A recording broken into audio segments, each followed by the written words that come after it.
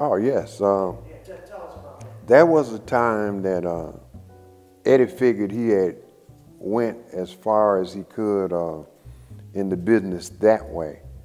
And he said he was going to sell weight, sell people kilos, ounces, and different weights of drugs. And the people knew us as working there. And myself, 50, and all, we set up our own, Ronald Garrett, we set our own operation up. And Now, separate.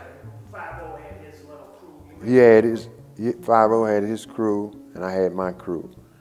We set up our own operation. What was your operation? I set up a block from Hancock on Forest, and Forest between John R. and the next street, Brush, John R. and Brush. And but it's kind of vague and ambiguous. I don't remember who I saw. I did go up to. Where? I know you don't remember who you saw, but just tell us about, them saying, "Hey, we need for you to go out. Here's the money." Talk about how you brought it back on the plane.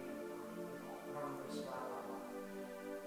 about. I took $50,000 up. I don't even remember who I gave it to. I swear I don't. So, how did you bring it back?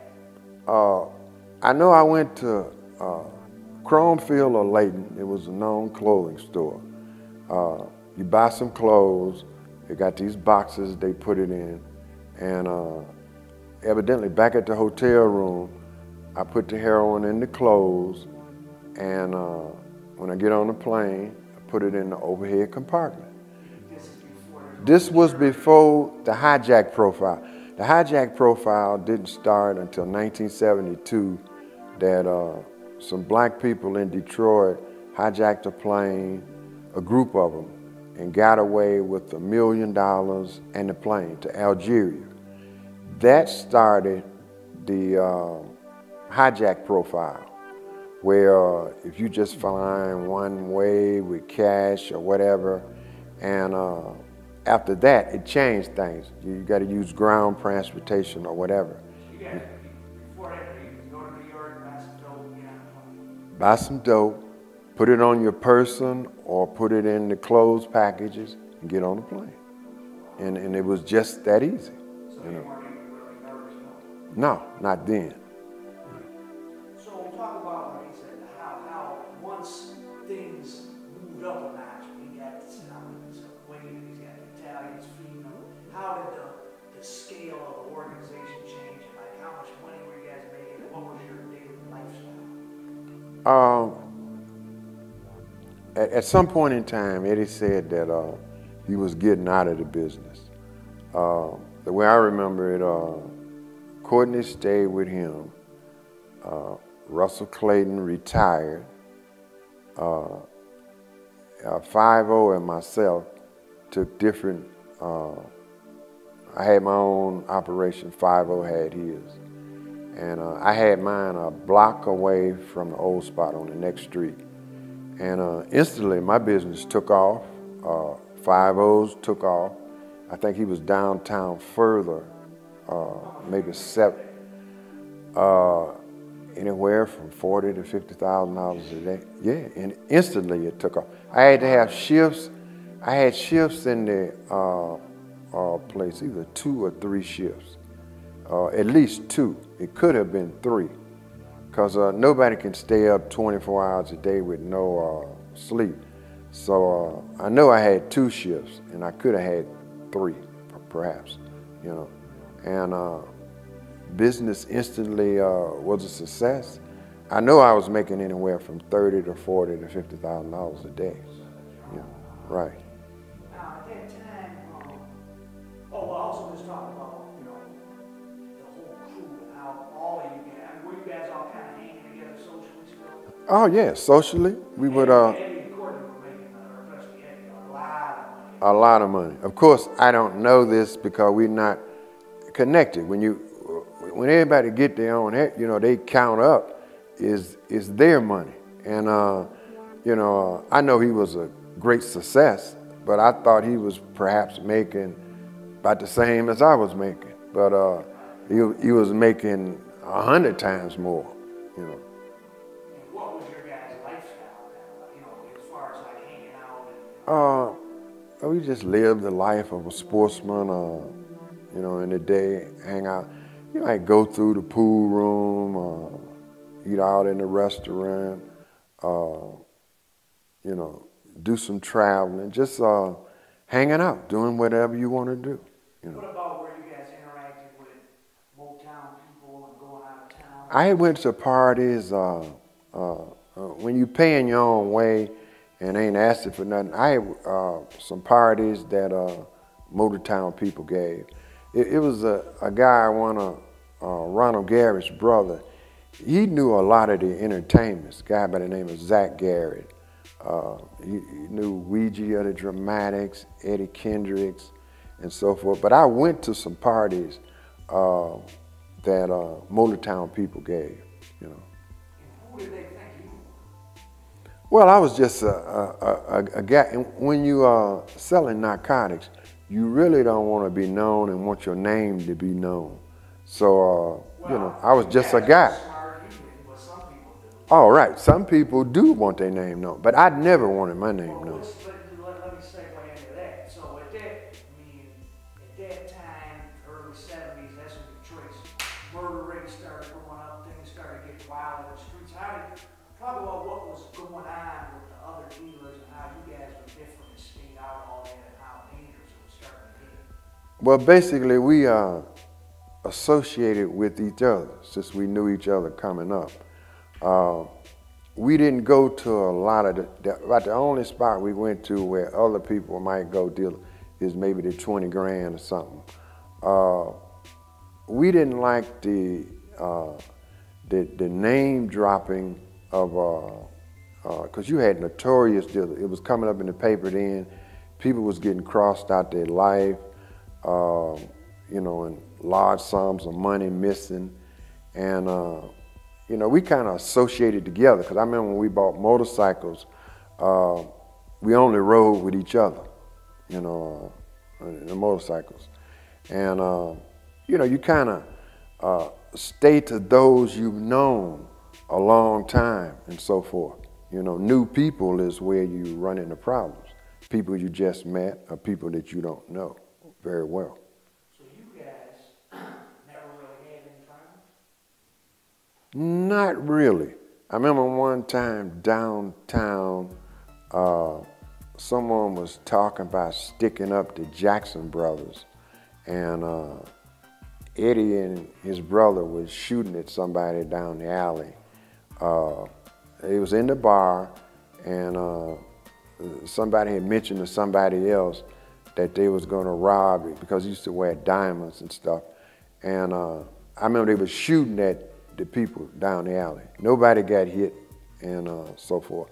But So Eddie would get out there. Eddie was a outdoor. Their father used to take them hunting, and we went to the gun range several times in Mount Clemens, Michigan. Matter of fact, we got arrested for that once. Coming back, I neglected to put a German Luger in the trunk of the car and put it in the glove compartment because I was riding along, and got stopped by the police and was held in jail till Eddie and them bombed me out. We was teens. Didn't they ever meet? I mean, were they one of like the wealthier kind of families in the neighborhood? No, I don't remember any opulence. Their father kind of protected them. I think her mother died when he was young, but I don't remember any opulence. It's one thing I do remember, that we used to go south vacation in the summer, and at a certain time, Eddie and his father and his brother used to go to Hot Springs, Arkansas, except they had a car and my family didn't, you know. They had a Ford, and for whatever reason, their car would be new, but with no radio in it. It was a blank plate. And Eddie's father said a radio was excess use on the battery, you know.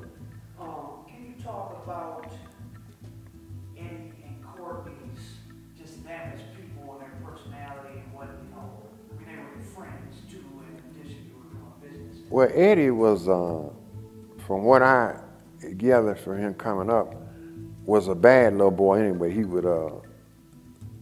was known for theft, stealing. And their father didn't let him go anywhere unless Courtney took him. And when you coming up, some people show adults that they're responsible, can be trusted, and he used to let Courtney take him different places.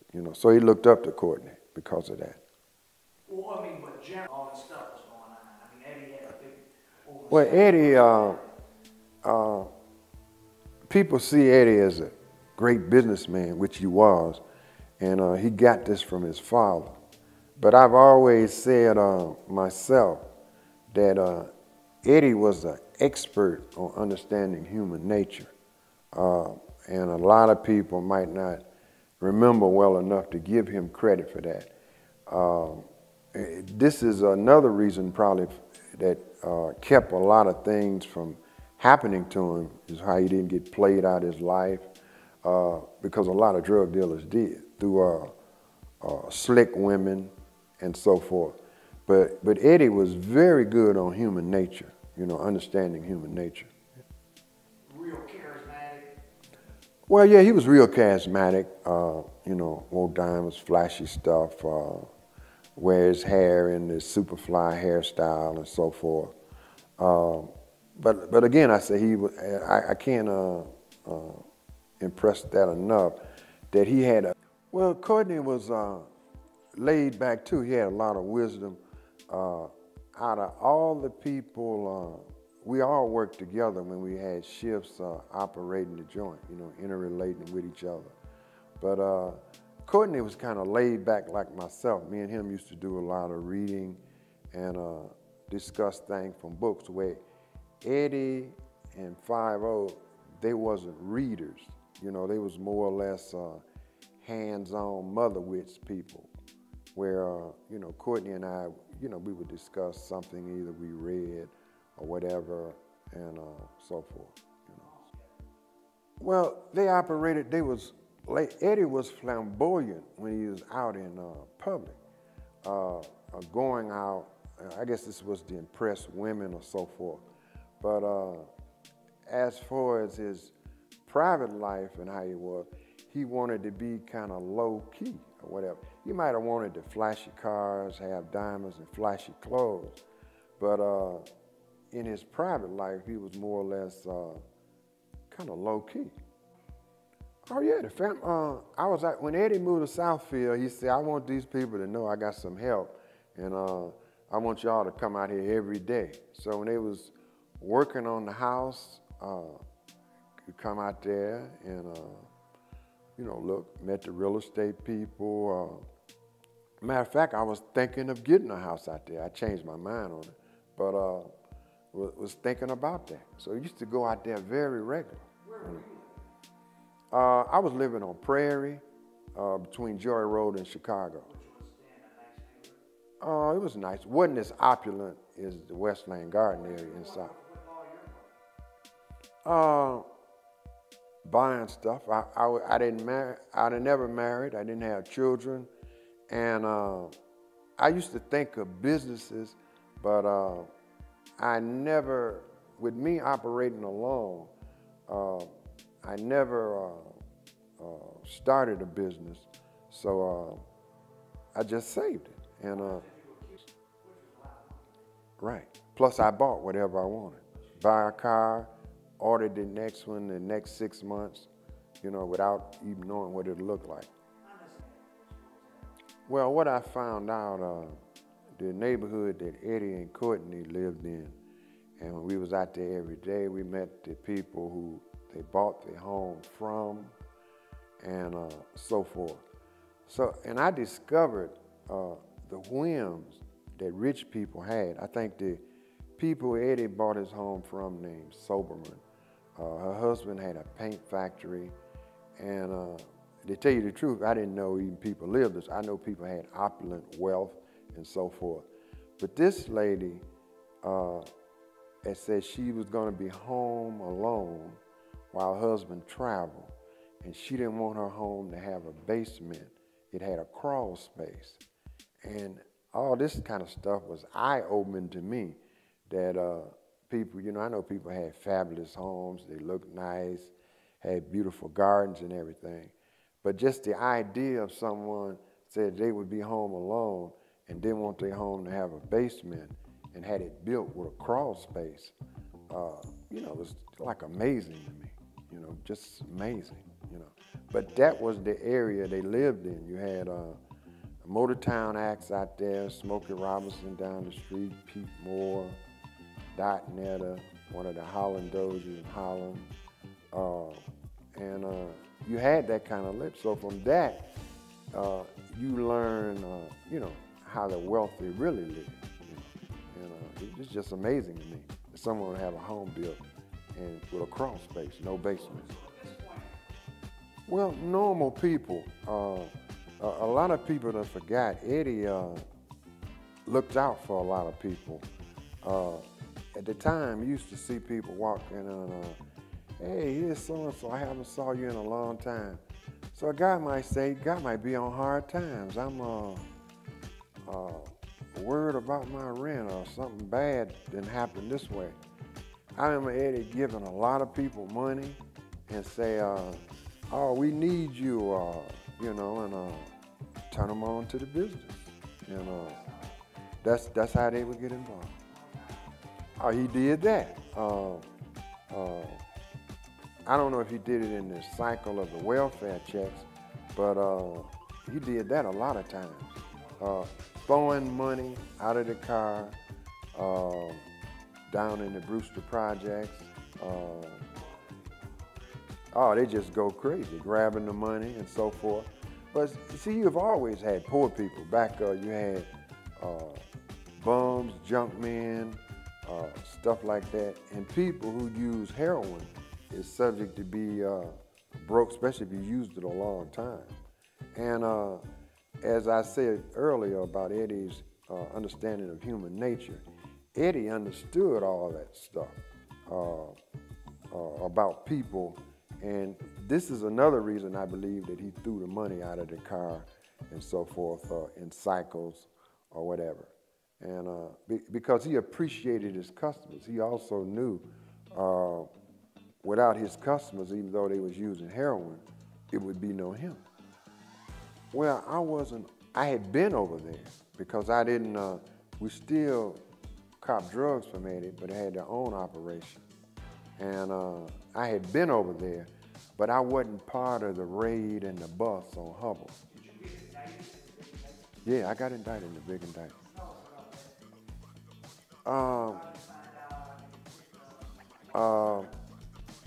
I remember I was at home, got a call one morning. It was a lady's voice, and they was just really calling to see was I there. And I answered the phone, and then they hung up. And I'm sitting on the side of the bed trying to figure out, what did this call mean? Someone called and then hang up. And the next thing, the door went crashing in, and they arrested me. This was in '72, I believe it was. And that was it.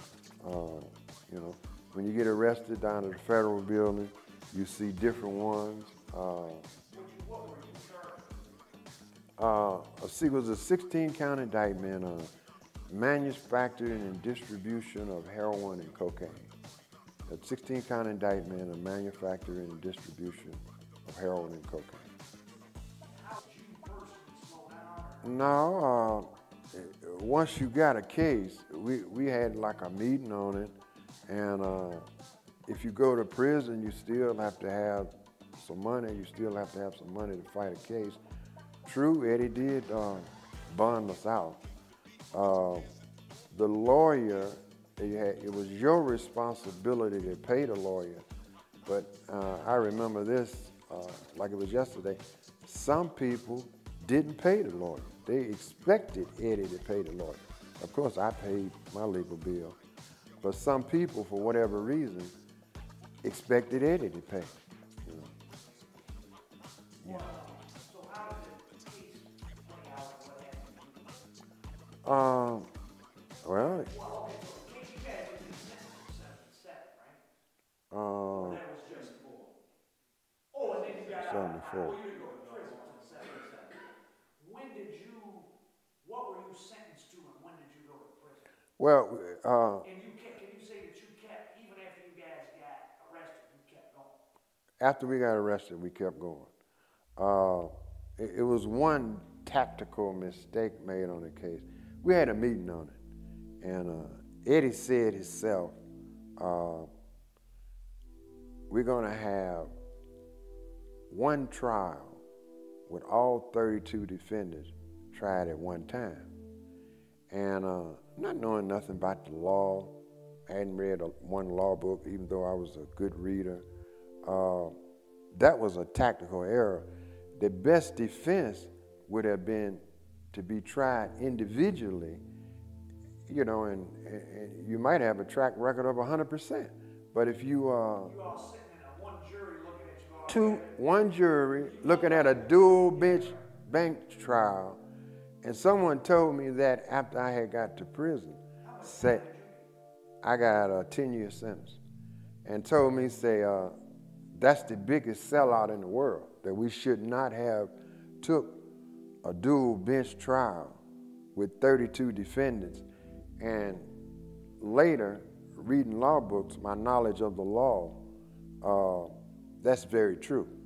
We should have took, the one person I think that wasn't tried was, I don't know, was it Carol Woods, a guy we used to call Inkster Jones. I think he did take a individual trial. But he was all, because we all hustled together and made money together, went for the dual bench trial, 32 defendants, you know, they hear in the testimony simultaneously. And that was very bad, very bad.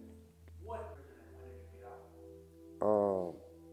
I went in, I can't remember if it was 74 or 77, because I got a revoked bail from continuing on. Oh, so you went in right before that. Right, because I got a revoked bail.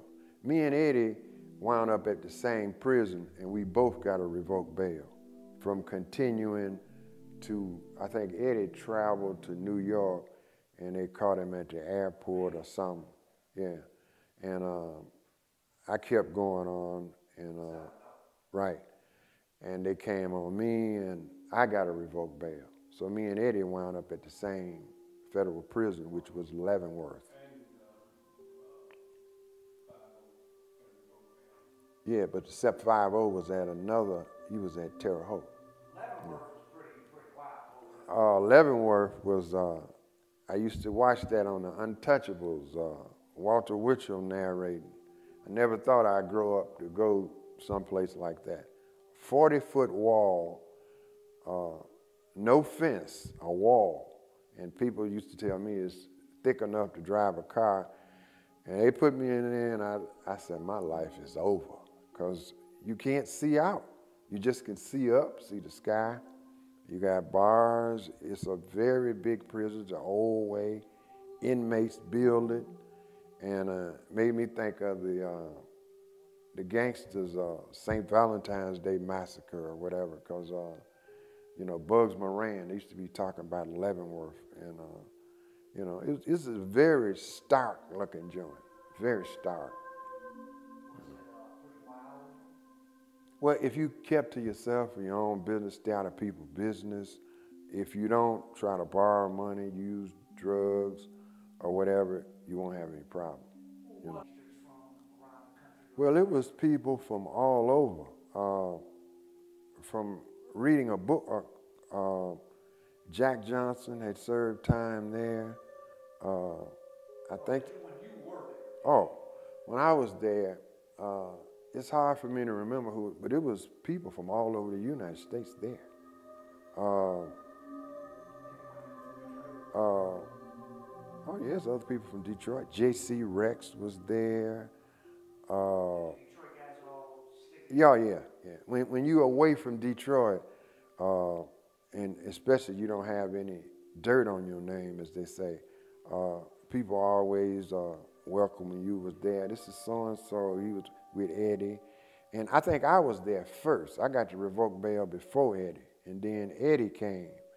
And J.C. Rex was there. He happened to be a customer that used to cop drugs from Eddie. And you had others, Goodbye George, George Murphy, he was from Detroit. Um,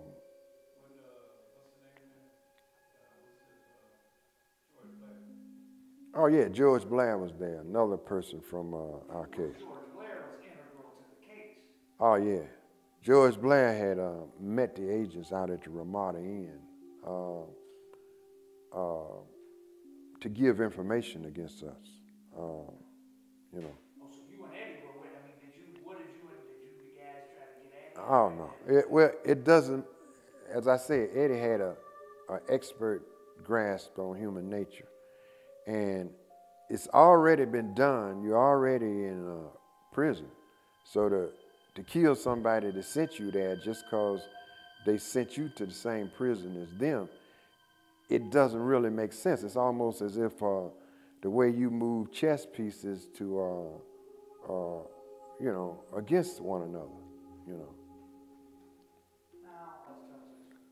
I just want to say that Eddie is, as I stated, I had been in the Army, and Eddie used to go hunting with his father, and we had put a target up in the basement, drew some bullseye on it, and was shooting. You know, I put it back with some hot water where it wouldn't hurt anything, and was shooting. I think we had a 357 and a 9mm, just having some fun.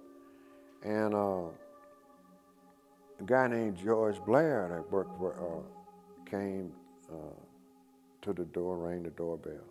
I'm just a visitor at Eddie's house, and Eddie sent Joe Weaver up. I thought Joe Weaver went up there. Joe Weaver was there, I believe. Yeah. But I keep thinking it's Joe Weaver. Well, anyway, he sent Charlie Moore up to the door, and he sent a message back down, say, George want to see you. Eddie said, tell him in about 10 minutes he would meet him anywhere he wanted to or whatever. And he went back up to tell George Blair that. George Blair said, tell him if he want me moved, just send somebody to move me. So, well, this was actually told on the second time, because when he told the individual to go tell George that, Eddie told me, he said, Rudolf, you know how to talk to people. He said, go up there and tell him I'll meet him anywhere, give me 10 or 20 minutes. And I went to tell him that. And he said, I tell you what, since you taking messages for Eddie, you tell Eddie if you want me moved, to send somebody to remove me.